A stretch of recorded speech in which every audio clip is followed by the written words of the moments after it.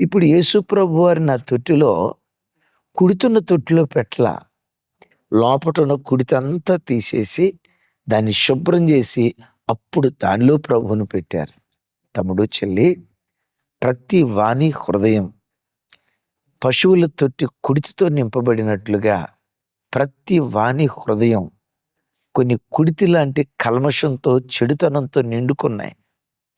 వాటిని తొలగించుకున్నావా? యేసయ్య నీ హృదయ క్షేత్రాన్ని తన నివాస స్థానంగా చేసుకుని నీ గుండె గదిలో దేవుడు నివసించటం ప్రారంభిస్తాడు. ఇంతకీ హృదయంలో ఉన్న కుడితేంటి?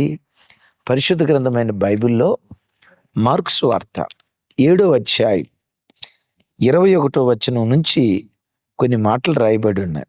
లోపట నుండియే, అనగా మనుషుల హృదయములో నుండి దురాలోచనలు, జారత్వము, దొంగతనము, నరహత్య,